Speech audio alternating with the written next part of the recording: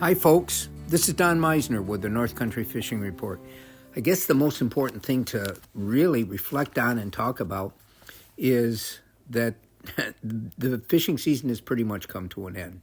I've watched it from the early time this year when I was into trout fishing, and then all the tournaments that we brought and the bass fishing in the tributaries, which has become one of my favorite ways to spend time. But it's important to know now the bass season is over, and we can't even go out and fish for them and let them go. In our part of the state, there is no bass fishing after November 15th until again in June. And while other parts of the state, you can still fish for bass as long as you release them and are using artificial lures. But we don't have a catch and release bass season. But I think it's important to sort of think about what this all means. First of all, I don't think many people really want to fish bass right now. It's getting colder and colder, and the docks are out and so forth. But you still do have fishing for walleyes and northern pike and perch and crappies until the ice forms, and then it's a whole different sport. But I've really reflected on how things are changing. They're changing so quickly.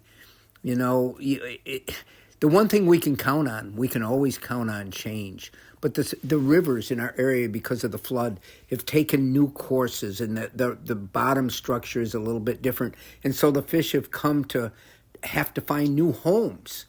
And even out in the St. Lawrence River, there's always changes taking place. But as I reflect on this last year's fishing, it really was monumental for me. Number one, I got a chance to fish for my favorite type of fishing more than I ever had before. For decades, I hadn't been fishing trout, and now I'm back into that groove.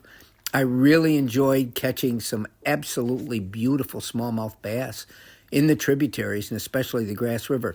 One thing that I did notice this year, and again, it's all about change. Everything is always in sort of a state of changing.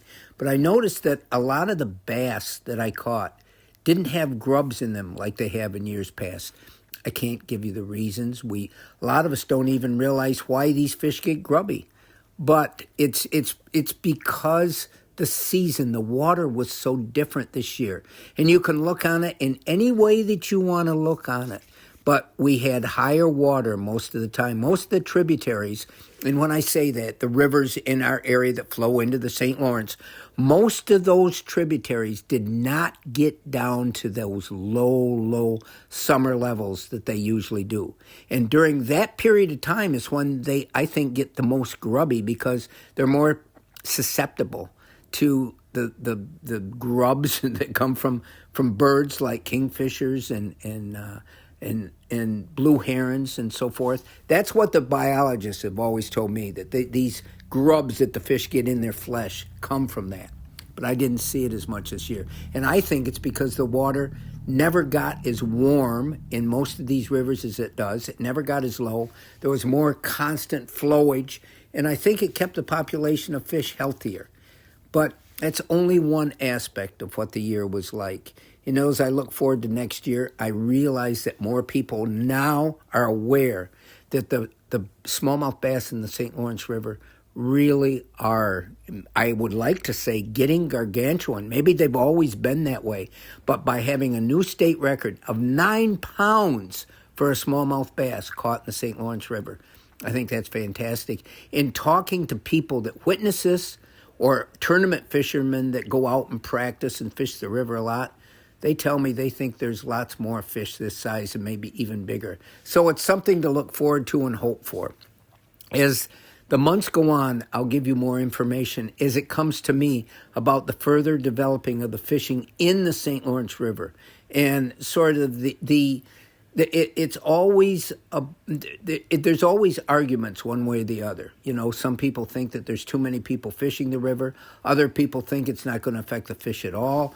We feel that we're giving away our secrets. There's so much involved with this, but this is a big program, and it's getting bigger and bigger. And in doing that, we have to make sure that we do it in the right way, and it's certainly going to be better if we have people behind what we're trying to do. Until next time, folks, This is Don Meissner with the North Country Fishing Report.